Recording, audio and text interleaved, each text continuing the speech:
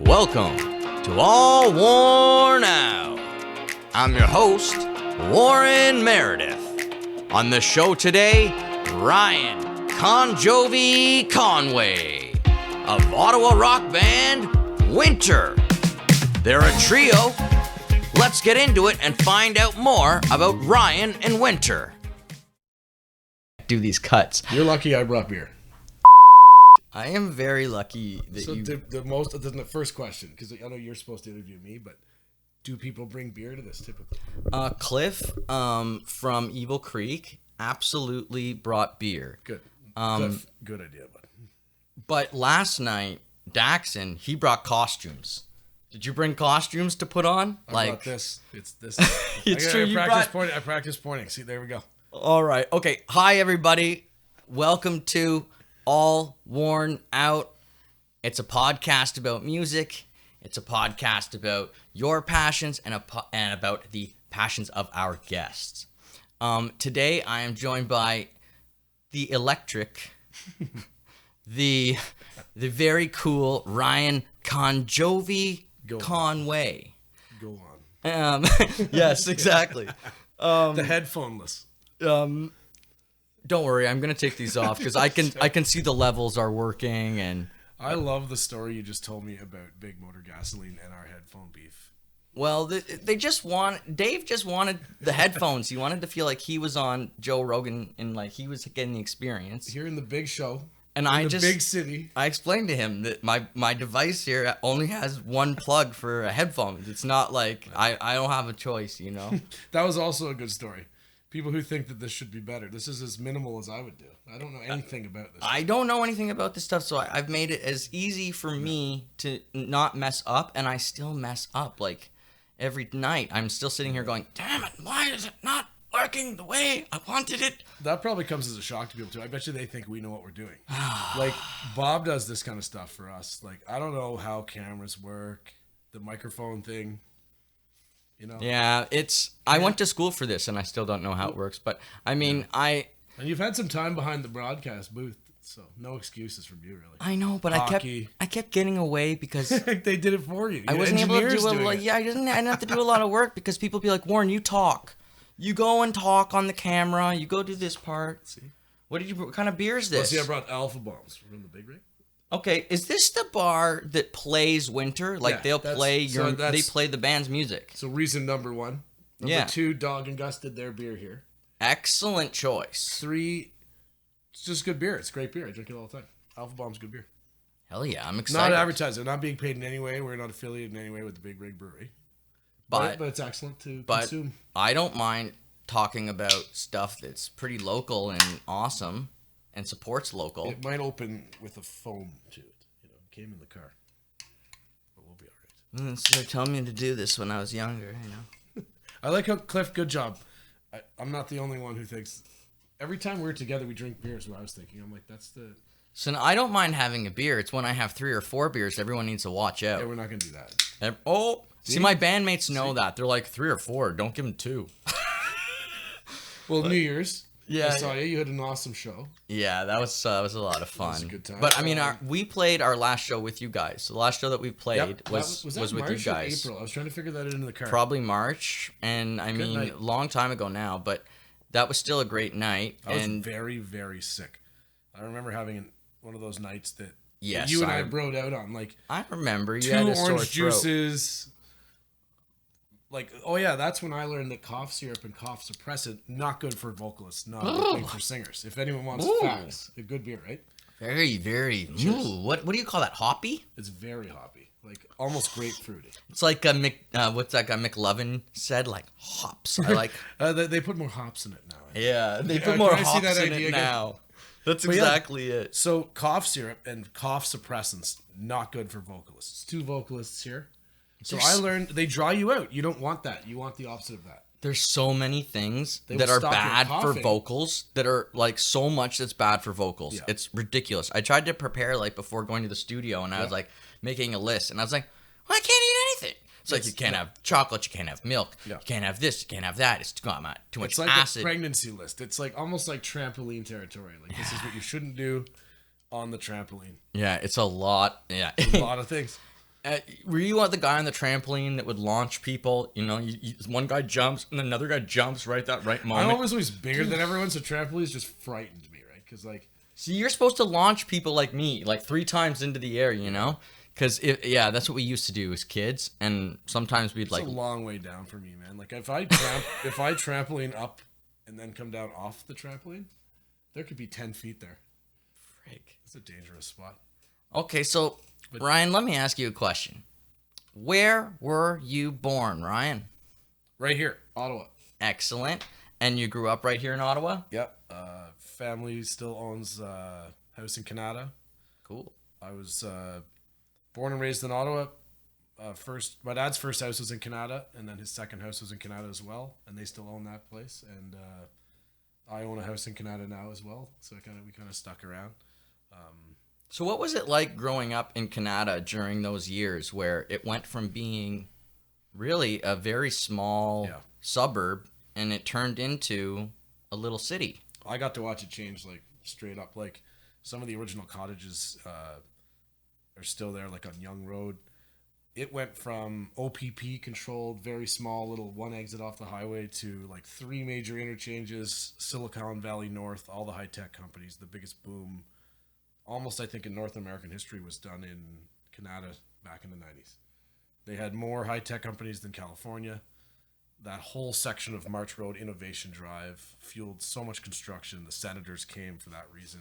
All that investment, infrastructure, money, that stayed. You know, there's how many restaurants in Canada? I know, and the high-tech stuff that was there or still is there, you know, that came in. It was built in, but it's probably 30% of what it was. You know, I know. The infrastructure that's there from it, and companies like Lockheed Martin and stuff moved in that could afford the space, and Amazon and things. But yeah, back then, like, my father was in construction and he owned his own company, and that was kind of where the Canada situation for them came from. It's an expensive place to live. You have to do well. And those booms, that major construction, was the biggest reason why my father's business succeeded. Excellent. And the same thing I do for a living now, like outside of music. So it affords you the right to have a mortgage in some places, I guess, if you can work in that industry. And I'm very fortunate for that reason.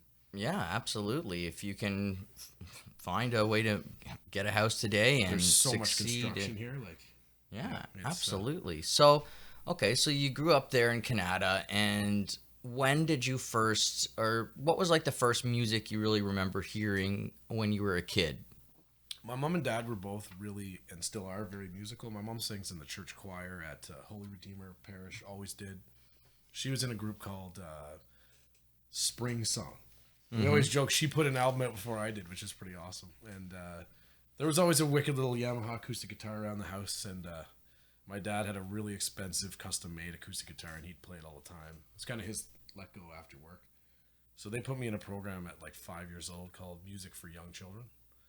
And we did like the animals on the keyboard, and like, you know, they named all the notes. Like, I think it was like, you know, I can't remember any of their names, you know, like alligator for A, things like that. And my mom would make all the little like animals, like for the program with like Fimo clay. Cool. So like my family would always go all in. So like if you're in piano, my mom's making the animals for the keyboard, for like not just me, like the whole program. Like she would go into that level of detail with anything. My dad was a baseball coach back when I was a kid, and he'd go all in. Like, he's your baseball coach, he's your pitching coach, he's the coach of the team, he's playing with you on the street, you know, like all in. So that you start young with music for young children, piano lessons. So what you're basically saying is you had some pretty good parents. Yeah, but like I that was one of my goals tonight, make sure to bring them up if you brought up childhood, because you can't, feeling that stuff from a childhood gives you that kind of really simple innate ability and things that you can't really explain anyone. Mm-hmm. Like I got beat up in elementary school for going to piano lessons. You know, I'm sure you did too. Like, yeah, I mean, I had all the way to like, nah, it's not cool. I want to play guitar. And then you play the old Yamaha acoustic, and you want an electric, and then I turned down a Les Paul actually for a Yamaha Pacifica back then, because you just don't know anything about guitars. Well, I mean, hey. Now I'd make the switch, right? I would have wanted the Epiphone Les Paul, but... Okay, so the first music you listened to, then, you're saying pretty much was like church music. Yeah, like church music, early classical music. Right.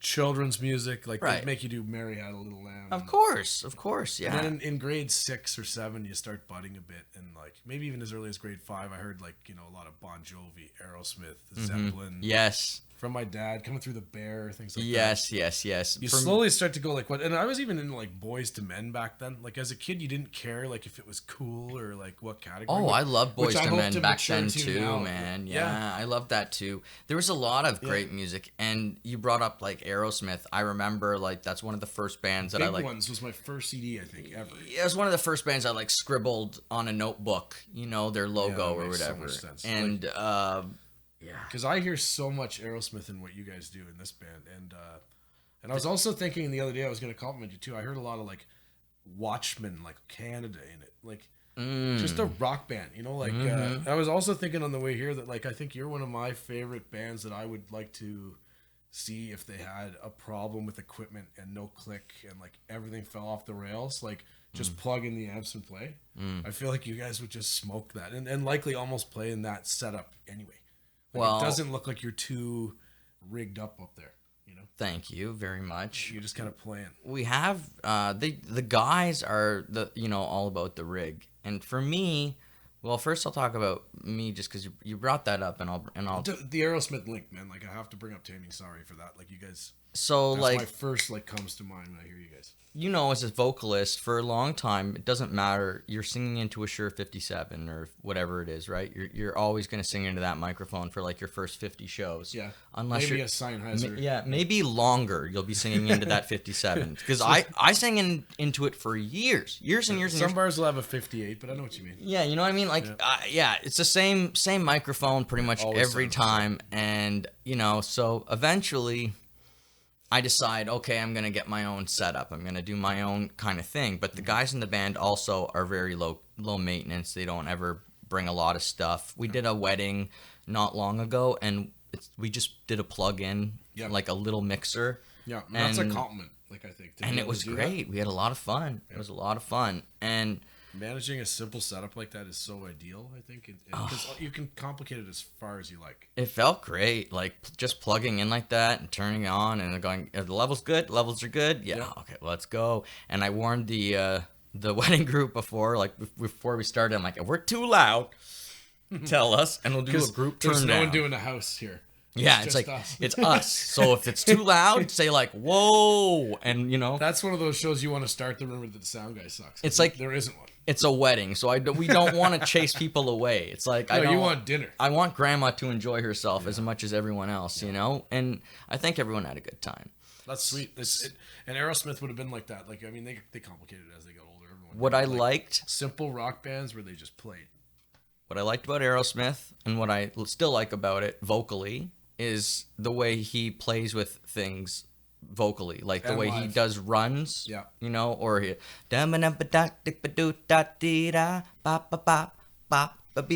like his placing in the rhythm was so cool to me. So that's why I liked him, and obviously he's scatting a bit, like exactly, and it's really, and there's gospel to it too. Oh yes, absolutely. I don't think he cared what anyone thought. Oh God, no. It's almost asexual in that way too. Oh yeah. And there's a lot of things about it that I just, as a kid, just couldn't get enough of because it's also the spread of their albums. So like heavy rock song, some awesome ballad that's Disney level, and then like a piano song, and then something that's just kind of an acoustic rock song, and then it is so eclectic. And then like the song Pink comes out, like almost like Lenny Kravitz innovative dance rock. Yeah. And you're like, this is so like that band is so epic. Yeah. And they grew inside it too. Yeah, early, I gotta give it to just simple bands like that. Of course, you want to answer the cool answer, like it was Nirvana, or like I was the first kid that ever listened to Death. Oh man, or like, but like I started hinging on to like Testament and Slaughter and Metallica when we found the albums at the flea market in Stittsville. Like we were the kids that would buy And Justice for All for $6 and then go and like smoke pot in the woods and listen to it on like a Discman. Yeah, it was and like share the headphones, like, different times for sure. It was so different. Like I remember we were always playing GoldenEye or like Donkey Kong or something old like that. GoldenEye, I remember. No soundtrack from the game. It'd be like Pantera, Vulgar Display of Power in the background. Or like, see, we had people who were too hardcore. They're like, I need to hear the footsteps. No, we were listening. If you're coming. Me and my friend in Stittsville, Jay Jenkins, who's now a music producer at Nova Scotia in Halifax, and like I love how he stuck with that kind of music stuff. He had all these kind of cool setups in his house when we were like 16, like recording music with a Tascam tape. He had a real tape echo, like like the unit that would create echo but tape for your guitar. Like you plug in, it's like almost like a tube amp thing. He had one of those. We were making like Pink Floyd songs from scratch back then, as kids, just goofing around. That's crazy. That's awesome. Yeah, and like when you listen to albums like that, like all the time, like Pantera, Metallica, Testament, Death, and you get into that really complicated guitar. Obviously, you start. So how old were you when you transitioned from piano to guitar? 10. Really? Maybe 11. So how many years of piano had you done at that point? Like 3 or 4? 5 or 6, yeah. Like wow. Like starting at like 4 or 5 years old. Like sitting at a keyboard before you could even really talk well. Yeah. It's very similar to me that way. And then you transitioned over to guitar. Yeah. I'll tell you, I tried to do that similarly at around age 13 when I didn't get a growth spurt, and so I kind of cashed out of hockey. Like would have been in grade 7 with my first electric. Grade 7, Trying to find an excuse to bring it to school. You know? And what was your first electric? That was the Pacifica? It was a Yamaha Pacifica. And again, I regret not getting... And I would tell my dad that. He was right. We went to Dominic's Music at the Hazeldean Mall, and I swear to God, it was John Ricci working there. Okay. From Exciter.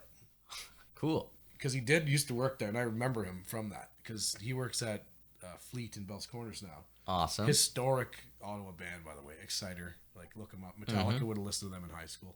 And they're from here. And Danny DeKay's their guitar player now, which is a cool story too, because he was in Diamonds around here. All right, great guitar player. But long story short, Epiphone Les Paul would have been a better call. I'd probably still have it.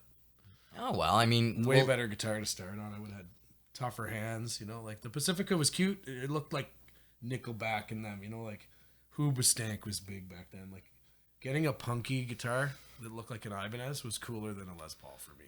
First time I heard Hoobastank, like Smashing Pumpkins. I was very impressed, and like it was like long before The Reason. Like I remember, like the earlier Hoobastank to me was better. Well, like you have to put a song like that out eventually, though. Oh yeah, well they made money with it, right? That actually don't even think it's that bad of a song. It's not. There's nothing wrong with it. Anything oversaturated to that degree is going to annoy you. Absolutely. Yeah. I really like their old stuff too, though. Yeah. You know, the Nickelback documentary will humble you to that idea that like oversaturation is sometimes to blame. Because, like, if that happened to anybody, I think they would have got drowned in it. The only thing you can say about that is that when they're getting oversaturated at that level, they're getting paid. Well, and they wanted it, too. Yeah, so you kind of look at them paid. Like, yeah, well, you know, it's like, you shot 65 bullets into the woods. Of course you killed 7 deer. Yeah, you sold a lot of tickets that way, didn't you? Yeah, you know, course. like you had really some fans. But when you're getting death threats to your kids at school and stuff, you can definitely complain. Absolutely. They had the right to, and that... it's absurd. But that oversaturation became what Hoobastank, the reason, like, you know, that's the song. Yeah. To go back to, like, why was that guitar cool? Because in the 90s, all that classic rock stuff died a bit. Oh, yeah, well, there's a lot of... put to death. Limp Bizkit, the Backstreet Boys, all that rap rock. Linkin Park even was budding back then. Yes, oh, God, yes. So, like, Marshall Stack, Les Paul, Fender Strat didn't matter then. I remember putting Linkin Park on in my Walkman CD player, and then going for a bike ride, and as I'm hitting the bumps, it would skip, and I didn't care, because that first album was so good. Even the demos for it, like I had friends that kind of I thought they butted around in Ontario, like I think they're kind of a Canada story. Yeah. And I had friends that were kind of like, check this band out, because back then you could see bands like Alexis on Fire at Babylon for $4, because like they were touring with regular bands around here. This is what I was saying on one of the other podcasts. The Medic is still around. They were playing back then. What I was saying on one of the other podcasts, I think to Rohan maybe, was, gosh, bands used to play for high schools. Like, I don't know if they do. Triumph used to do that. And Alexis on Fire did. Yeah. They played my high school. Yeah. They played a high school out in Russell, in Embrum. Yeah. Like, people don't realize, like... They just set it up in the auditorium and be like, hey, by the way, this is a rock band. Like, when music is the music of the youth, it can really go places. And back then, they supported it. Like, even Smells Like Teen Spirit was in a high school gym. Like, that was the thing. It was connected to the kids back then. Absolutely. Now it's not. Now pop music is, which is okay.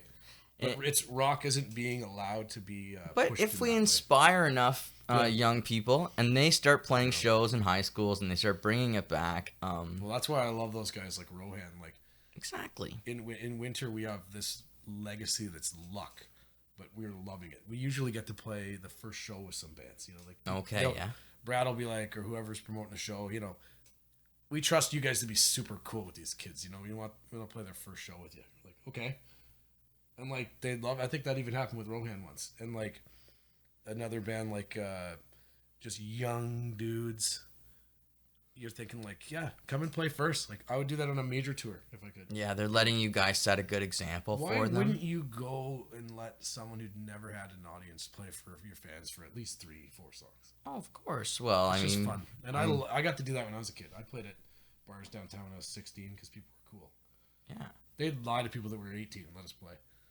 Like I was in a band called Flatlined, and we played at Maxwell's when I was like 16 or 17 years old, and we played with the band that always played there, and they were like the house band. They're so cool. For us, they were like here, you know, and we were just a little high school band. Mm-hmm. And the guy's name was Clint, and he had a black Strat and like a Fender Bassman 410, and like just screaming guitar licks. And their drummer was this guy Kevin I worked with at Carter's Corner, and he actually does a lot of the rigging at Blues Fest. He was there when that Cheap Trick stage went down, like on the rig crew. Like he almost got under that. Wow. And so these guys are like Ottawa music scene Scary. gurus. Yeah, They're in their 50s now, but I remember like as a kid, like they'd have us over their place and stuff and teach us all the kind of stuff you and I talk about when we meet up. Cool, man. And that kind of stuff, you start young. That's kind of where we were going with that, right? Yeah. And your early musical influence and your parents and things like that, I think really matter. Oh, big time they do. And so when you are 13 and you're going to guitar, like who are the first bands that really inspire you and push you to go Push me? further? Yeah. Trying to learn all the old Metallica solos and getting into like Blackened and that weird rhythm, or like trying to play Sanitarium properly or something like that. So Pushing it with Testament, trying to learn some of the old death metal riffs. That's what was pushing me. Yeah. But like, or even like Beatles chord changes. Like watching my uncle just change. Oh, change. yeah. Like in church, they change chords like every syllable. Yeah. It's outrageous. Like you try to read the music and it's like, it reads like some of the old classical music where like the left hand has got almost more to do than the right hand on piano. And like, you just can't even keep up with it. You're only doing little stuff here and just change chords. And that always pushed me with folk. Like my mom and dad were folk people, and my uncle always played at every family party. And like all that early musical, switching to electric to get into like easier stuff, like Hoobastank, Silverchair, Smashing Pumpkins, just making noise. And was big chords, you know. Was any of that rebellion for you? Oh yeah, all of it. Like some of that was pushing back against. My favorite quote was Hetfield saying that there's nothing better than just plugging an electric guitar into an amplifier and bashing away and feeling the power from that. Like there's no explanation for what that feels like. You know, like especially with like an Explorer through like a really big amp, and you really just feel like you look cool too. There's something about that, like from the back. Shadow Hetfield with the big Explorer guitar, you know, in a massive stadium. It's not that you think you look cool. You know you do. Well, yeah. And you know why? Because we all watched Back to the Future growing up. And it was the best. We all saw Marty McFly steal the show with the guitar. Yeah. And he was throwing back to the moment when Elvis took the guitar up on stage and showed off with it, and everybody fell in love with that image. Well, like that's that. Even like your band, like Joe. Like I sometimes go to your shows just even without insulting anyone else, just to watch that cat play. I know. Like, he's a talented mofo. He's not just talented; it's just neat to watch because he just gets it. He gets it on a level he can't even explain to you. When Joe is doing his best playing, in my opinion, and this is just my opinion, but like when he's doing like his, he disagrees. I bet. Probably like me. I do probably. Anyways, The best of you is right there. Yeah. But my thinking is like sometimes he gets into the zone and he'll start humming the notes. I can see him doing the notes like the David Gilmour vocally, and then the next quarter second he's plucking the note. Yeah. So it's like so fast that I'm not sure. I can't quite understand how it works or how it helps him, but he's able to. It's like when you're there at the side of the stage drooling watching Nick Rogers drum. Oh yeah. Start for the Wicked, and you're just like, how's that guy's the calf muscles? Well, that's just it. I want to There's go touch so his many. calf muscles. There's so many great musicians in this city. There's so much great talent. Yeah. Let me ask you about Wyntr. Let's get into a little bit about Wyntr. So, where's your Wyntr shirt? I have it. I have one. I promise. And I was gonna wear it, and then I'm gonna tell you what happened. I was gonna wear it, and then I saw this vest, and I bought this vest, and I wanted to wear it on stage for a show, but it'll never work. It'll never work. And I don't know if these are goats or cats. You guys tell me in the comments. You might have to go bare chest under that. Yeah, I probably, and that will look horrible because I don't have any chest hair. So maybe a white shirt. I don't know. We need fashion advice. But anyways, I saw this. Back, please. It distracted me. Otherwise, I totally would have worn my Wyntr Honestly, shirt. I'm literally just kidding. And second, thank you for wearing the Cannabis Jesus shirt on the Cannabis Jesus episode. That's very nice. You know what? Me and Trevor there, we did not talk about it whatsoever.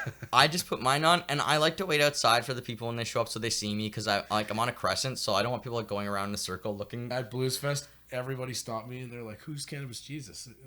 That's an amazing shirt." And I'm kind of thinking to myself, like, yeah, you could buy them, like from me. Like, I don't have to be the only one. Well, and then DJ Noah goes, "I bet you're the only guy here who has a picture of someone else here on their shirt." And I was like, "That's a good point." Oh man, he's a fun guy. DJ. Here's one of the guys in the crowd. Like, nobody else in the crowd was on his shirt. Poking fun at you, I think, But so, when was your first band then? Well, there was, Wyntr's a few bands deep. Like I know. When's your first band? First band? Yeah. Probably. It was actually with Wes Reed, who was in Laughing in Slow Motion until recent. Okay. He was the drummer for like a little kids band that played bake sales and stuff. Like we played awesome stuff like that. Like. At A. Lauren Cassidy in Stittsville, we'd play shows. We had a family friend on bass. We jammed in Stittsville. I think we were called Haven or something like that.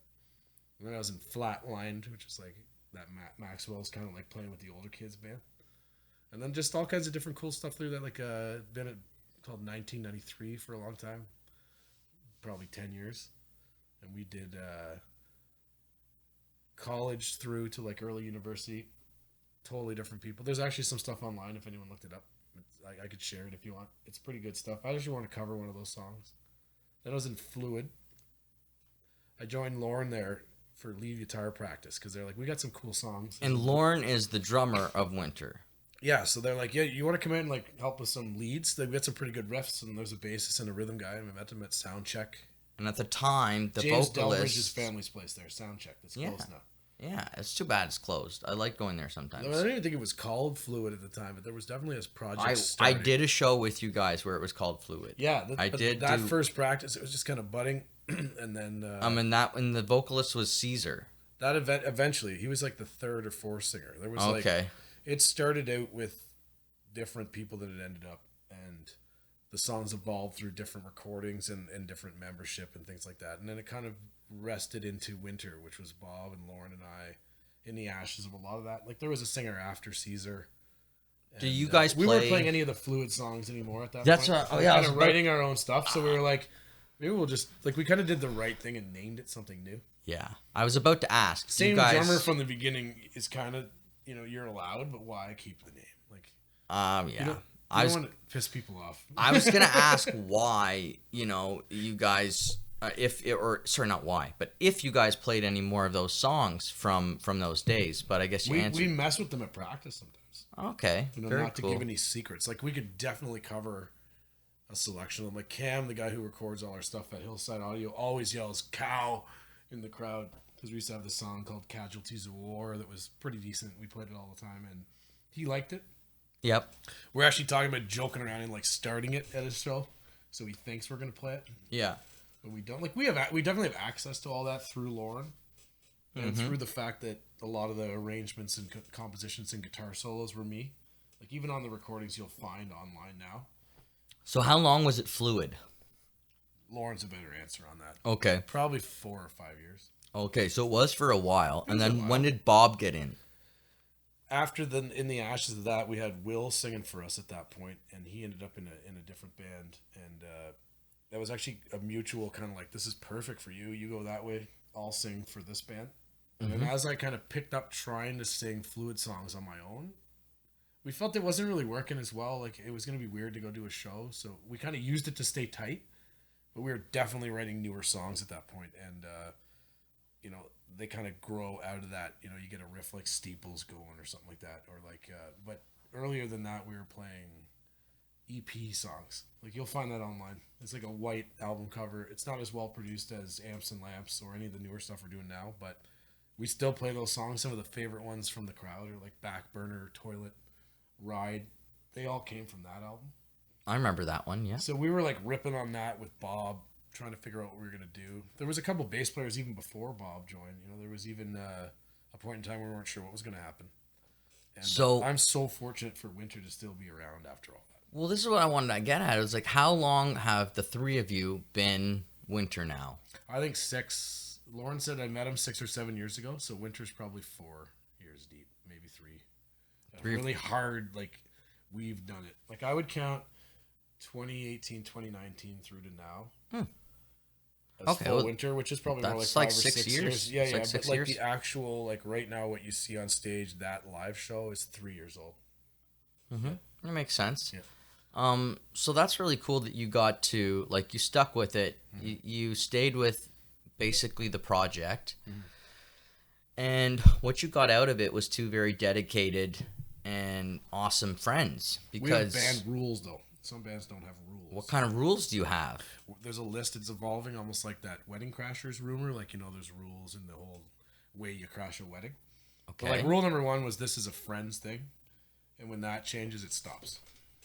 Like, okay. Straight up. Like, so when you guys stop being supportive to one another? Yeah, like Lauren has always had that hard rule, and I really like it. Like, we're all friends, and that's why we're hanging out and making music. Cool. It's an enjoyable experience. It's an after-work thing. It's not supposed to create stress. It's a stress-relieving activity. It's a mutual experience of admiration for, like, the craft and, like, being a musician. And Lauren always had a dream to be a drummer in a regular band, like a professional band. Right. And be good at it. Like, you want to just be good at it. But you want to have a housing for it. And, like, that's why we kind of make a professional hobby of it. Like, I like to showcase what I love about guitar and amps and music and songwriting in that setting as friends. So you don't feel limited by this. You don't feel like this is stopping you in any capacity, and you're liking it, you're enjoying it. It's the exact creative exit for what I do musically, like in every way. Like, there's nothing, and if it was missing, they would let me do it. Like, we've talked about maybe putting a little piano, you know, maybe doing like a rap song. Like, that was totally no one pushed that in the band. We all liked it. Yeah. You guys all came to the same conclusion. We were looking for someone. Yannick was the perfect fit. That song's got the most streams, you know. And hey, Yannick's good at that, right? Do you think he's a good guy? Yeah, like you get a rock band going, and that's what you do, and it's all rock. But you have an idea, maybe we'll do a rap song, you know, and then it's like the most popular one. That's awesome. You know, if it sounds good and you enjoyed making it and you're proud of it, that's the most important thing. We work with him because he works on that level. It's about friendship, family, being very, and like, yeah, of course there's tension. It's like in any family, it's like that, but it's about respect, and it's not like this out class thing. Like, we don't have any of that going on. Like, there's no showmanship. No one's trying to be cool. They come over to my house and barbecue, and practice is secondary almost. Now, I don't know about that. I've seen your rock poses. Well, we're trying. Yeah, with the lamps on stage, and I've seen the shoes. You got one right here. I've seen the shoes that you change Well, there's into. a textual element to it, right? Of course there is. I'm just teasing you. I'm just being a. I'm easy to tease. When you get me in serious mode. I know. I'm just being a jerk. I'm not being serious at all. And I'm just trying to challenge what you were saying a little bit, just for fun's sake, not to be a jerk. No. Because also I see the bond that you guys share, and I do think it's very special. I think it's rule based though. I think that was part of the goals of the band, so it was just as important as writing a really good song. I think that when you guys started to get more people coming out to your shows, more and more, and like a regular group of people who I see sometimes at my shows, who other bands sometimes see at theirs, and then there's also people that go to Wyntr who don't come to my shows, same. and that's really cool too, right? And The thing is I think that happened when they saw your relationship together. I think people are attracted to bands that have a great energy and the bands who have a great vibe. There you go. And getting along. That's a consequence, not even a calculated thing. Like, that's the best part, right? But for young bands starting out, don't be thinking that, just because me and Jimmy are the most talented people, but we hate each other, that the band's going to go far necessarily. It might, but then you're going to be in real trouble. Because, I think it's a very important thing to calculate and engineer into the band certain boundaries, right? So, like, if it's going to degenerate into a fight over how many streams we have, or whose investments the more, right? You know, who spent more on this, or like who drives the most, or things like that. And you can't, like, those things are going to happen. So what you have to do is develop a communication method for when that happens.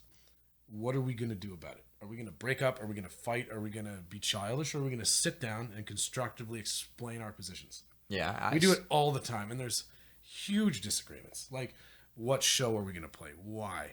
Did we get paid enough? You know, you've been there. So there's 3 of you. So is it always a 2 versus 1 scenario? No. It's actually, I mean, I feel reeled in a lot by the charm and the patience that Lauren will display. Oh, okay. And that, like, cold analysis and very calculated but rational friendship-based analysis Bob will throw at you. Like, he will just get it right. And very base, but he won't be rude about it. Like an engineer position. Yeah. Like, this is just outside the parameters, right? Mm-hmm. And like, but then Lauren will make sure that you're not being mean, and like ensuring that love and trust and your heart are in it. Like, and I'm just Lauren's pretty much sounds just like Ringo. Yeah, and I mean, I'm so gullible with some stuff. Like, people could rope me into coming to every show they put on, and they're fake friends or something. I don't even know that, and I'm there, right? And like, they're always. Maybe not go to that one, go to this one, you know, watch that guy, you know, or maybe you're just kind-hearted. Maybe you're not gullible. It's doormatedness, you know. I think you're kind-hearted, and you could rope me into it. You're open to having a good time somewhere. I like to support a band even before I like them, just if I think they're into it. Well, I think that that's a lot like Trevor. That's a lot like Cannabis Then Jesus. When they're actually good, that's even better. But you can actually make them good. You're an investor as a fan. Like, if you go to someone's show and they're not good, you're the reason why they get better. That's a really good way to look at it. So for you to sit back and say, well, they suck and that's why I don't go to their shows. Well, they suck because you don't go. They don't get to suck in front of you and get better. You don't get to tell them they suck to their face.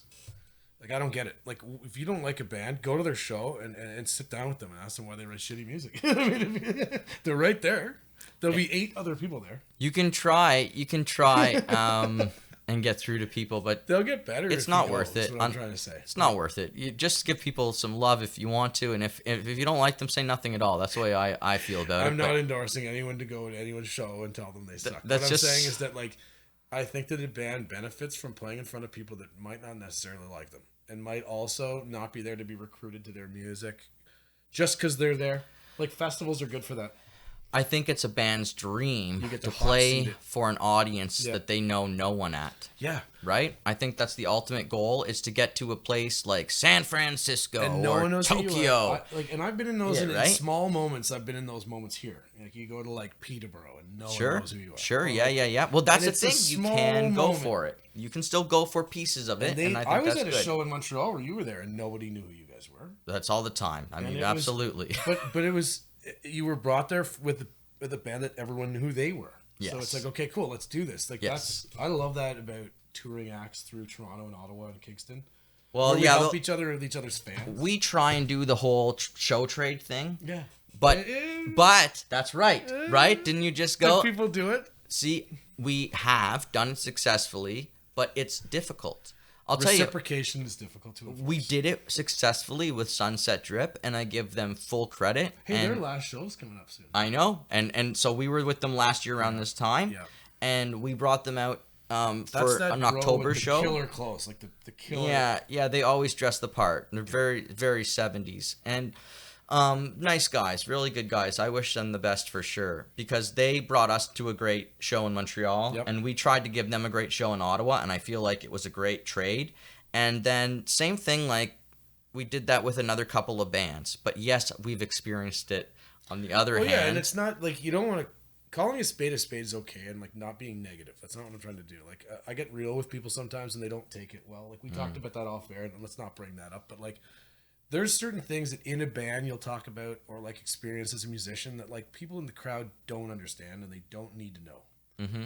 Not because you're like, it's like they do kill the canary. It doesn't disappear. Mm-hmm. Is a good analogy. It's not magic. You kill a bird in the cage. It dies at the bottom, and then they get rid of it, and then they bring the cage back empty, right? Yeah. There's a certain showmanship to music, and the wool over the eyes moment for the fans has to be none of that like inner band tension. Any of that competition shouldn't leak out into that crowd. Yeah, I mean, I think all the stories. Anyone venting gets that problem. I get that problem. You'll get that problem. You have to be kind to people. Trauma. Yeah, well, it does, and it ruins relationships. Yeah. And I think that's what you have to realize are probably the most valuable things to come out of a lot of these situations quite often.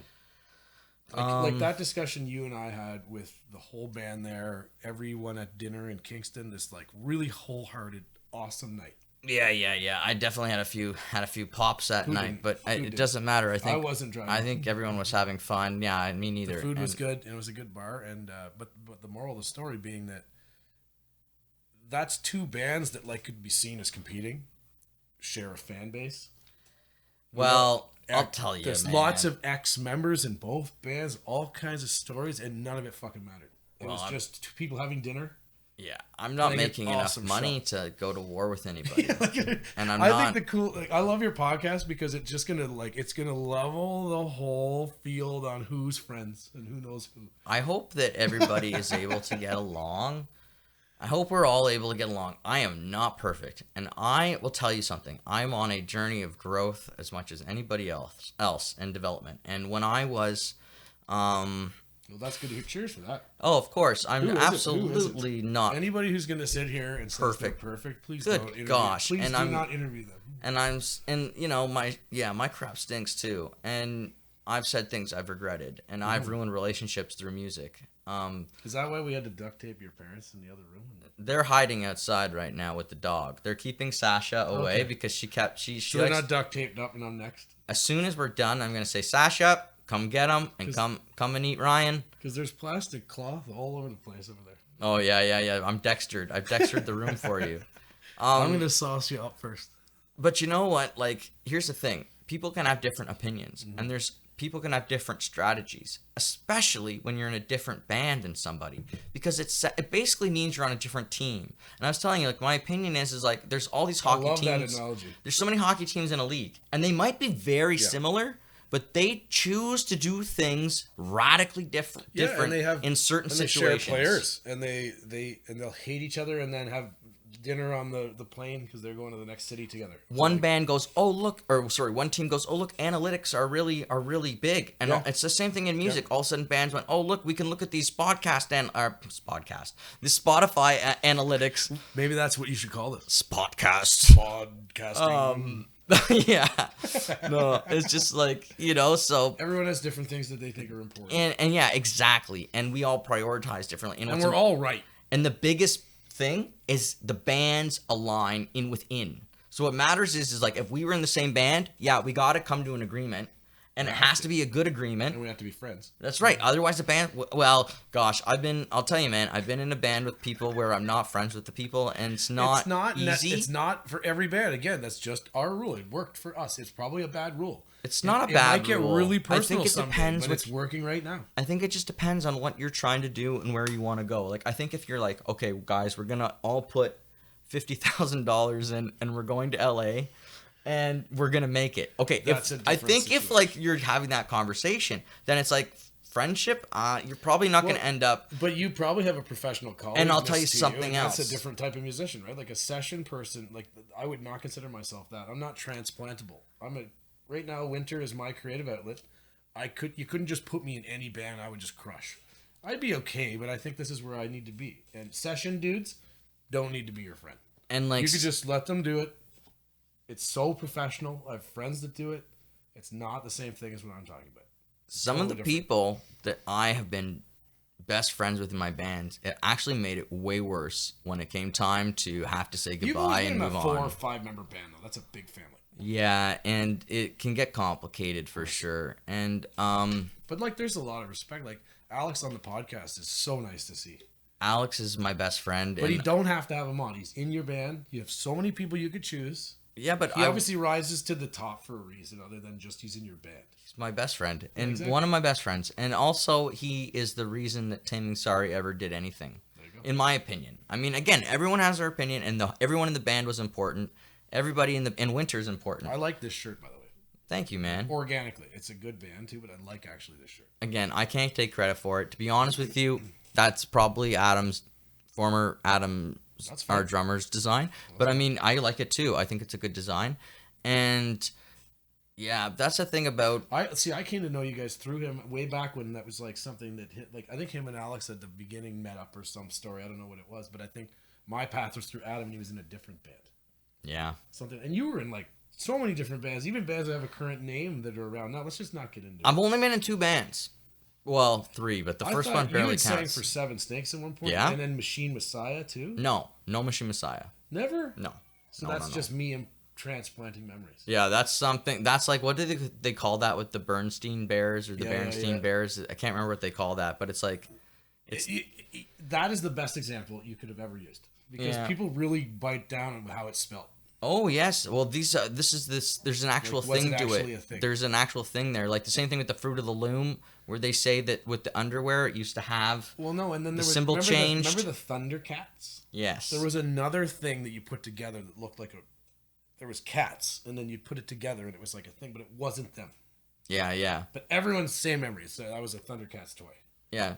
And so back Thundercats. So I knew I had to get Thundercats, and I knew you loved Thundercats. well, everyone loves Thundercats, and but basically what I was thinking about is just like, yeah, if when Taming Sorry got made, our conversation was a little bit different than like Let's Be Friends. No, But yeah. I was meeting 4 French guys, or at the time 3, But that like- I barely spoke French. So Yeah, I was like, and I was on a mission. I just left Seven Snakes, and I was on a mission. I just figured out I gave a shit. And I was in the opinion of giving a shit, you know? So when I got into that mode, it was a different type of thinking.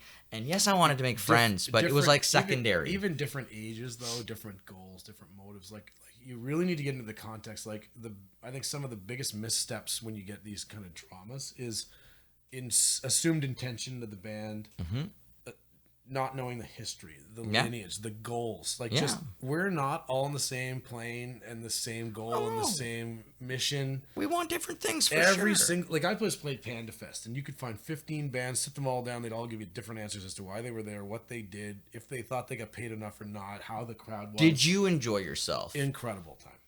And you think the festival was run well? I was not there. I don't have an opinion. I thought it was run well. I thought it was well attended. I thought it was a nice, very. It had a culture to it that I couldn't have assumed going in. There's all that worry, but did we sell enough tickets? Is it the right? Did everyone put the effort in? Is it gonna rain? God, the stress on that with the 15 bands, and did they all put their effort in? If I was the promoter, Brad has got nerves of steel. yeah, And it the would kid, mess me up. He's got class for way more years than he's been alive. That'd mess me up. Yeah, and like he has a certain role that is totally different than what the bands provide. If he got 15 out of 15 bands to do what they're supposed to do, If they even all showed up and played. if he got 9 of those bands to do what they're supposed to do, Yeah, that's what I said. like I'll tell you, man, that's the thing. Why bands No one stick got hurt. There was no complaints from the crowd about fights or something weird with a local. The police didn't come. Like there was no overdose. Like all the things that could totally happen at a 15 band. Let's bring all the heaviest bands, or not heaviest, but the label that show gets. Like there's death metal to thrash metal to dad rock like us, to like some really cool shit like Truth Teller, like Dream Theater vibes, to Doom. It's Satanism straight up. There's nothing wrong with drinking blood. Well, But, like- goat's blood. It can bring a certain element of society people are afraid of, right? Like rap and hip hop have that problem. Like there's a metal detector issue at those shows. It sucks. They don't get the traction that they need in the community because it's dangerous. And heavy metal show like that in a small little town like Ottawa, as much as it's a big city, to have any chance is a successful event. Like, Absolutely. and there was 100 people there both nights. Like, easy. Probably more well attended on Saturday, later in the night. Fortunate Losers was unbelievable, by the way. They were they a headliner? I'd say as an out of towner kind of like Yeah. contracted to play more than like Yeah, the yeah. local dudes. Like, they would be given a high watermark at that festival for the promoter at least. Yeah, and they were awesome. In the crowd's opinion, I think it would be all even, but like I think they kind of stand out on the ticket. Yeah. And like for me as a musician, seeing guys like that are really into it, like trailer with their name on it, bring the Marshalls, just dig a set from hell at you. So you have new songs coming out soon from Wyntr? Yeah, I didn't want to make it all about me, but like Inside Outside just came out. We had Snowflake come out. Mm-hmm. I still think the Ballad of Richard Guy is relevant in a newer recording. Like we would batch that in with the newer stuff. Mm-hmm. The Shape I'm In Yep. being that's a redesign of a Wyntr song from the original EP. Okay, There cool. was a song called Winter by Wyntr, and we were like, that's a killer riff. Let's do it again. Yeah. Song. Let's write it again or start from Yeah. scratch. And like, I think we really made that song. We envisioned it differently, but at the same time, the same way. And the new stuff that we're working on, I can't be more excited about. Cool. I might even drop a little hint. We have another song that's going to come out that we haven't recorded yet that might be called Internet Fight. Might. All right. Don't know if that's a working title or not. I'm liking it. I'm liking Internet Fight. Might play it at Summerdaze Okay. if you want to come camping. There you go. So let's talk about Summerdaze. So this is the third time or Third time, but fourth set. that you played there? We actually got asked to play twice last year. Okay. And that's Mike Graham that puts that event on, right? Yeah, Whitewater Brewery, which is like Farmer's Daughter, is a beer people would know. Where is this taking? Westmeath, Ontario. So it's a Westmeath. small town outside of Pembroke. How far from Ottawa is that? Like, it's probably closer by ferry to Quebec. So up Pembroke way, where you're hour 25 from here if you really took your time. Okay. I remember being there, I think it was 2019, and it was very nice. Very well put on. This connection's through Pembroke people. Evil Creek, Mike Graham, Blackwater Brigade. Yep. And then even like Bangers and Mash, or Bangers for Breakfast, sorry. Yeah. I always say that. He has great tributes. coming Bangers out. and Mash is a great British dish. Bangers for Breakfast is a band from Pembroke. The only... No, if Jimmy Ranger and them, like Pembroke. Evil Creek, Cliff. I love them, but if I ever get to England, then I'm gonna order Bangers for breakfast. spotted dick.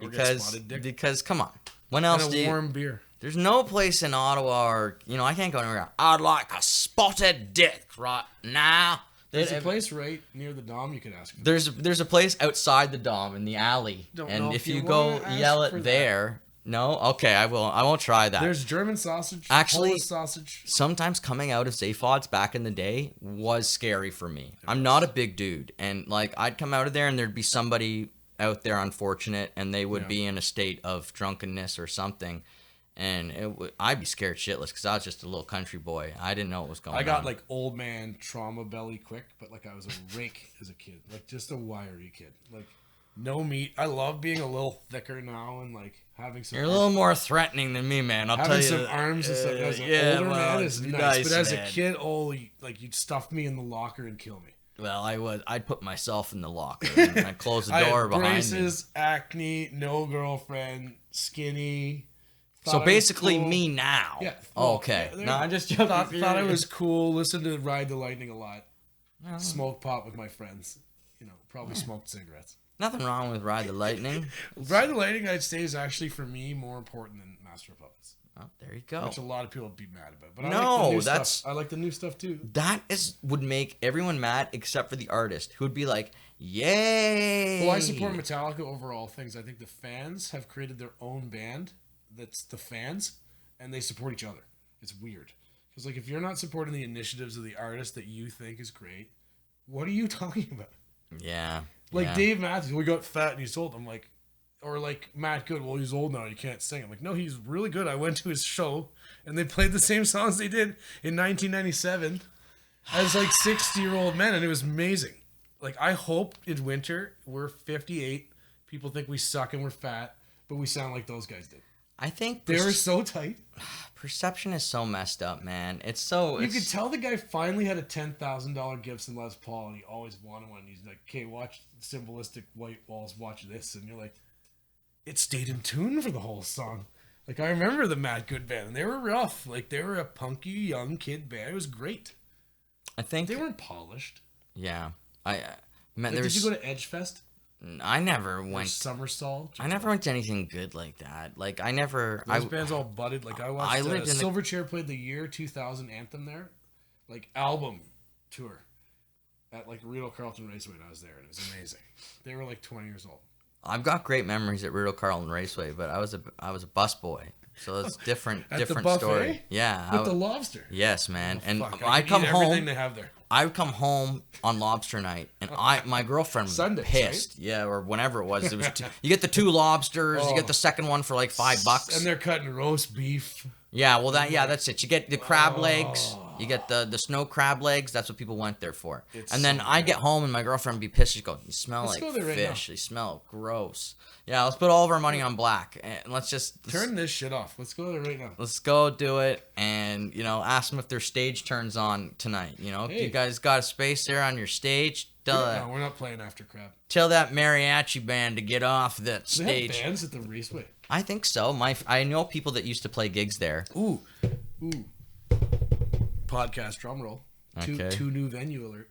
Okay, yeah. Hard Rock Cafe building a massive seated amphitheater in that new casino. Oh, really? Like a real metropolis. Really? That's gonna be sick. I gotta get in there. They just sold chapters to that Nation, one. Yeah, 3,500 seat venue. I'm worried about that one. Same, but it'll be big. I know that's the problem. That's why I'm worried about. No, we're not gonna get to play there until we grow up. No, but I mean, we won't get to play there unless we're lucky. But the thing is I'm worried about like anybody there selling it out. You know what I mean? Like I don't think that's the worry about. I think they're gonna put people like. Let's say Buck Cherry comes to town, they might not play at the Monkey, they play there. Oh, you see, but then that sucks for the Monkey. It does. Right? I mean, that's what's interesting. But then again, like Econoline Crush went to the show, they didn't sell it, so they'd still probably play a smaller place. Like, there's going to be enough for everybody. It's always like that. It's true, and... Guar won't have to play at the Bronson Center. They can play there. Guar! There's so many people that don't come to Ottawa for more reasons than we think. It's likely venue-based. It's geographical. It's a difficult tour. The new owner of the Ottawa Senator says we have to be first in class. Visa. Yeah. That's tough. Look at Jelly Roll. Jelly Just being Roll. a regular American, because of the way the police are down there, you can't come here. Look, man. They'll take them all down they all have a record. I don't know the law. Look at David Crosby. Man, anytime when I tried to fight the law, it was not good. You are the Canadian David Crosby, so you will someday not be allowed in the United States. I agree, but I'm fighting it. I don't want to lose my hair. I don't want to lose the top part of my head. Okay, here's a question. Do you have a current extradition order or any kind of a problem with the border at the moment? I don't have anything. Listen, when I was 23, which was a long time ago, I actually was bad, and I did get into trouble one night, and I stole a deer t-shirt from the Rideau Center because my band won Band of the Night. But you can go to the States. At the Elephant and Castle. Do you remember the Elephant and Castle? Yeah, the little bar at the end of the man. Right. So I went in there with my first band, and we got really drunk because we won Band of the Night at open mic, and I thought that was the best shit of all time. I won that too when I was 16. And when I went through the bar, I did something bad. I reached under a kiosk and I saw a deer t-shirt, and I thought that the deer was looking at me, and I mushrooms? Just drunk, and but I was on some anxiety meds, and you're not supposed to mix. Maybe hungry. No, I was just like, that deer is looking at me. He needs to come with me. That's not just beer, dude. I grabbed it, and then I ran, and then a security guard appeared, and he was like, "Whoa!" And me and my friend, we actually got thrown into the drunk tank. But John protected me. John Legui, you protected me very well. Aggressively dry hopped part here, maybe. Yeah, the aggressively dry hopped was to blame. Or and the chemical explosion.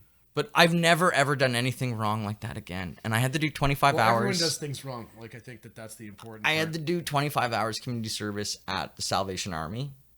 And I ended up dating the girl who was the manager there. So great story. It was kind of cool. It worked out for me.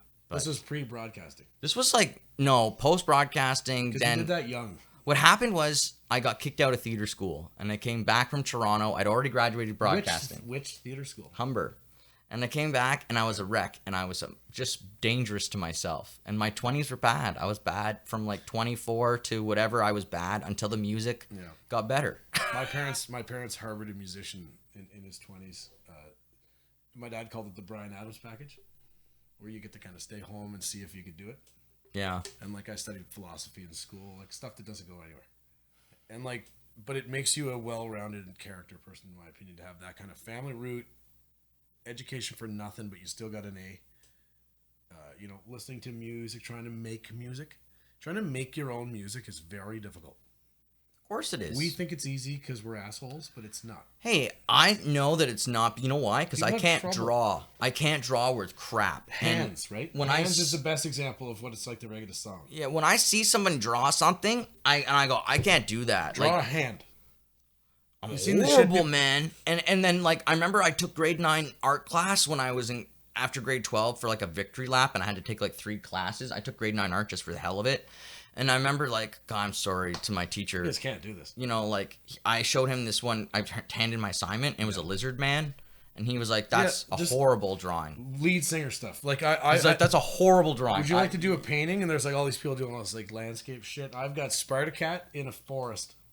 They're like, why? I'm like, well, I've never seen him in the wild. There you go. He's got the jersey on, though, so it's kind of, for me, it's a little art. It's artsy because he's got the jersey. He's a cat in the forest. And they're like, it's not art. You're like, it's art. It's a fucking forest with a cat. The cats are from the forest. Yeah. And he's wearing a Sens jersey. You don't get this? And they just didn't see it. Have you always been a Sens fan? Yeah. Like, my dad helped build the arena, right? Like, I was in the change room before the players when I was 10 years old. Trying keys, making sure shit works. I have the blueprints at home. Oh. I was actually going to bring them. Oh. So I'll show you that. I promise that. Save them. Maybe one day they'll be worth something on Pawn Stars. I gave my dad for Christmas 2 or 3 years ago his business card from the company he had retired from that he owned. Mm-hmm. The Senators' blueprints, like the arena. Mm-hmm. And then the part of it he designed. Like, in a frame. Here. You're the best. Hang this up in the basement with your, like, Sens shit. Cool. And he cried. Like, yeah. Because he was involved with building the arena. In the 90s, it was 95. PCL and Ellis Don and Broccolini, like all these different companies around town, all got together and built this massive stadium because nobody could afford the project. Huge effort. So you're ready for this season? Yep. It'll probably be, I'm hoping it's got to be better than last season. I'm more excited for the contract to come out to build the other arena. As a construction guy. That'd be pretty cool, right? For me, that's epically cool. Because I'd like them to figure it out. I'd love to do the door contract. Yeah. But the team, I think this year will play better. I think everyone gave Brady a lot of shit. He's going to mature in the role a bit. I don't want to talk goalies because it's tough for them. I think I want to come back to my band comment. I think the fans have a lot to wear in this town, and I'll never get off their back, and no one wants to say it. You get the team you deserve. You're behind it or not, as a fair weather bandwagon thing, they're never going to make it. You're in or out, get into it like we are. Like, I'm on. They suck, I watch it. I get upset that I cancel plans if they lose. Of course I do, and they lose a lot. Yeah. But there's growth, and I was in the red zone when we took Brodeur out, and we got to that round, and I was there when we almost beat Anaheim. I was there. I know, man. We have witnessed some really cool moments. Very few teams were there, man. We were there. We have witnessed some very cool moments. And I walked to those games as a guy who lives in Canada. Absolutely. Stanley Cup final, walked there. Yeah, there you go. That's a great memory to have, right? No one can say that. It's a great memory to have. How many teams are there in the league? There's now, I think, 32. So 32 people in the 32 cities can say they walked to the Stanley Cup game. That's it. Yeah. Then there's, 500 million people? Yeah, and most teams don't get there very often. So consider yourself lucky if you live in Ottawa. If you're one of the people in the 32 cities that has ever walked to a Stanley Cup final. Yeah.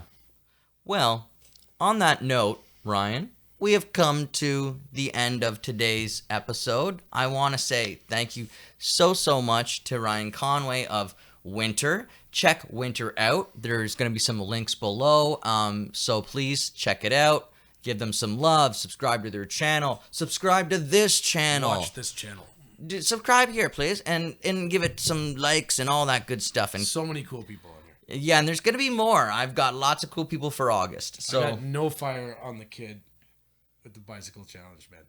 Oh, well, that's no one does. I No don't. fire on that. I don't. That's just so cool. I know Daxon's a king. Big up on that. Like, Yeah, he's cool, dude. could you go back and be a cooler kid than that? Probably not me. I wasn't that cool. Never. I wasn't. Never. Thank you so much again, and we'll see you next time on All Worn Out. Bye-bye, folks. Hang on. 4, 3. Bye-bye. We had to do the waves roll.